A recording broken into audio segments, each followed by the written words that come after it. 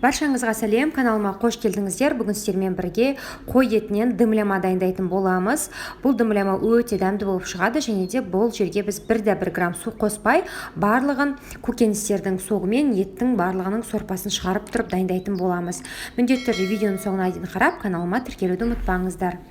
Бізге қажет заттарды сіздерге таныстырып өтейін. Барлығын мен алдын ала дайындап алдым. Ең бірінші бізге пияз, сарымсақ керек, осылай турап алдым пиязды. Және де орам жапырақ керек, осы 4 бөлікке бөліп алдым орам жапырақтың жартысын.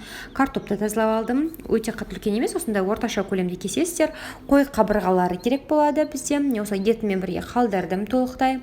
Және де бізге құйрық май керек. Құйрық майды осы соломка қылып жіңішке қылып турап алдым. Сәбізді турап алдым. Және де баклажан мен қызанақ керек болады. Сонымен қатар бізге тәтті бұрыш, яғни болгар бұрышы керек болады. Енді біз ең бірінші құйрық майдан бастаймыз. Осылайынан ыдысымыздың түбіне құйрық майымызды толықтай салып аламыз. Одан кейін барлық жерлеріне осылай жететіндей қылдырып, орналастырып жайып шығатын боламыз. Келесі кезекте құйрық майдан кейін біз қой етін салатын боламыз. Қойдың қабырғаларын саламыз. Егер қаласаңыздар басқа еттен де жасауға болады, но мен қойдың етінен жасап жатырмын. Осылайынан міне барлық қабырғаларды қойып, осылайынан міне орналастырып шықтым толықтай.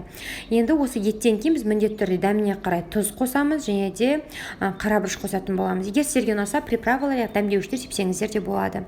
Келесі кезекте біз пиязымызды орналастырамыз. Пияз осылай міне сақиналап тұрап алған болатынмын. Қазір міне осылай еттің үстіне қоямыз.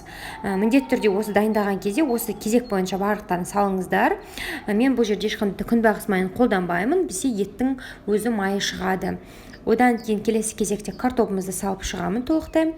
Егер сізде кішкентай картоп болса, ортасынан бөлмей сол картопты дөңгелек күйінде салсаңыздар да өте әдемі болады. Енді мен сарымсақты осылайынан барлық жерлеріне орналастырып шығамын. Сарымсақтардың ортасынан бір-бір бөліп алған болатынмын.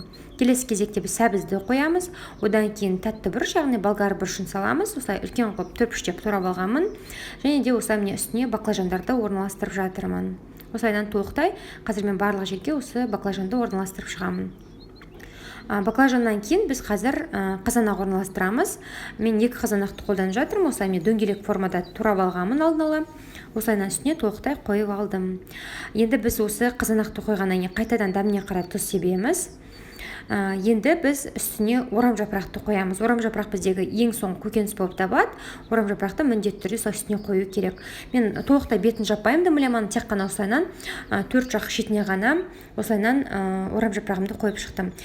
Осы көкөністердің барлығын салу барысында құйрық майды салғаннан бастап мен максималды оттың қызуын ұстап тұрдым. Менде максималды оттың қызуы 9.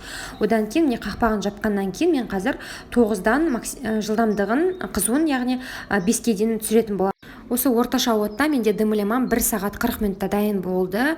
Бізде бұл тағамға 1 грамм су қоспаймыз. Барлық көкөністерден өзінің сорпасы күшті болып бөлініп шығады. Өте дәмді тағам. Сіздерге және отбасыларыңызға ұнайтынына сенімдімін. Қараңыздар, мен осыншама сорпа бізде көкөністен, еттен бөлініп шықты. Өте дәмді болып шықты. Қазір енді осылайынан орам жапырақты шеткі жақ бөліктерін орналастырып, ортаңғы бөлігіне қалған көкөністерімізді орналастырып, дастарханға ұсына берсек болады. Қалаларыңызша әсем десеңіздер болады. Мен осылайынан жасыл пияз қосып дастарханға ұсынып жатырмын.